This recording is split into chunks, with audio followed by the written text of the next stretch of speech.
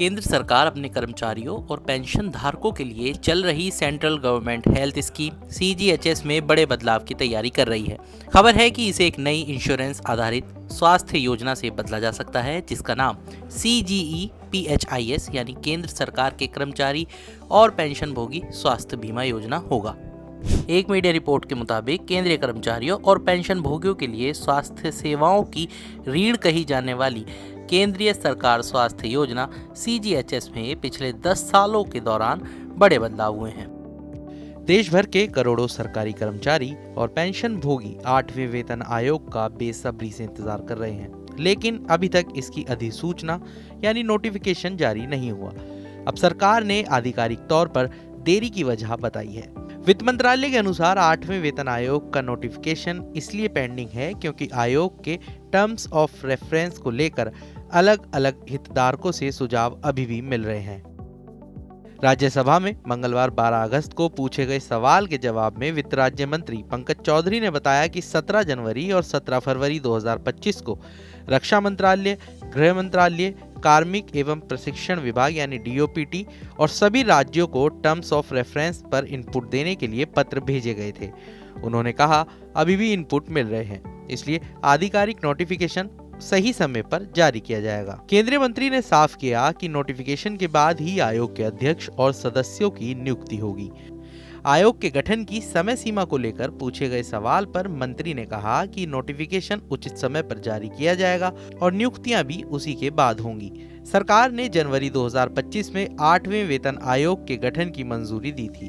ये आयोग केंद्रीय सरकारी कर्मचारियों और पेंशन भोगियों के सैलरी और पेंशन स्ट्रक्चर की समीक्षा करेगा। इसके साथ ही अलग अलग भत्तों और सुविधाओं का आकलन भी किया जाएगा। सरकारी कर्मचारियों का वेतन संशोधन 1 जनवरी 2026 से लागू होने की संभावना है।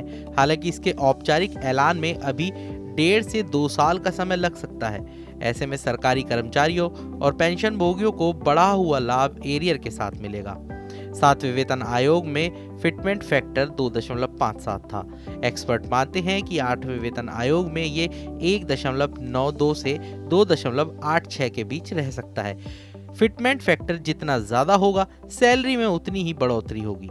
उदाहरण के तौर पर अगर किसी कर्मचारी की मौजूदा बेसिक सैलरी 30,000 रुपए है और फिटमेंट फैक्टर 2.57 तय किया जाता है, तो नई बेसिक सैलरी 77,100 रुपए होगी।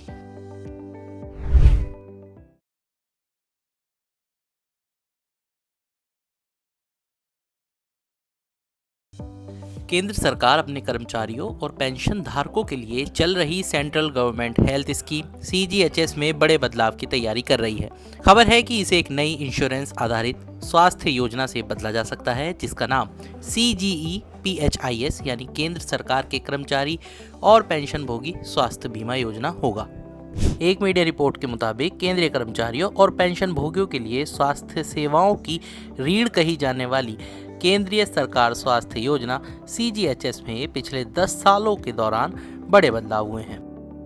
देश भर के करोड़ों सरकारी कर्मचारी और पेंशन भोगी 8वें वेतन आयोग का बेसब्री से इंतजार कर रहे हैं, लेकिन अभी तक इसकी अधिसूचना यानी नोटिफिकेशन जारी नहीं हुआ। अब सरकार ने आधिकारिक तौर पर देरी की वजह बताई है।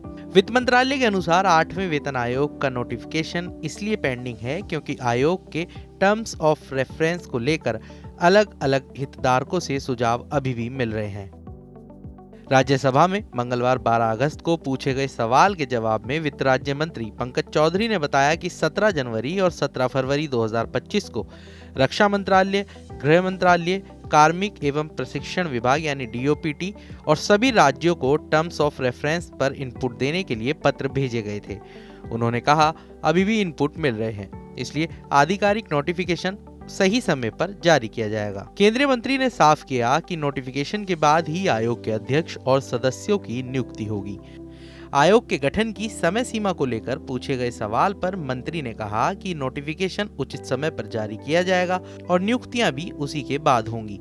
सरकार ने जनवरी 2025 में 8वें वेतन आयोग के गठन की मंजूरी दी थी। ये आयोग केंद्रीय सरकारी कर्मचारियों और पेंशन भोगियों के सैलरी और पेंशन स्ट्रक्चर की समीक्षा करेगा। इसके साथ ही अलग अलग भत्तों और सुविधाओं का आकलन भी किया जाएगा। सरकारी कर्मचारियों का वेतन संशोधन 1 जनवरी 2026 से लागू होने की संभावना है। हालांकि इसके औपचारिक ऐलान में अभी 1.5 से 2 साल का समय लग सकता है। ऐसे में सरकारी कर्मचारियों और पेंशन भोगियों को बढ़ा हुआ लाभ एरियर के साथ मिलेगा। 7वें वेतन आयोग में फिटमेंट फैक्टर 2.57 था। एक्सपर्ट मानते हैं कि 8वें वेतन आयोग में ये 1.92 से 2.86 के बीच रह सकता है। फिटमेंट फैक्टर जितना ज्यादा होगा, सैलरी में उतनी ही बढ़ोतरी होगी। उदाहरण के तौर पर अगर किसी कर्मचारी की मौजूदा बेसिक सैलरी 30,000 रुपए है और फिटमेंट फैक्टर 2.57 तय किया जाता है तो नई बेसिक सैलरी 77,100 रुपए होगी।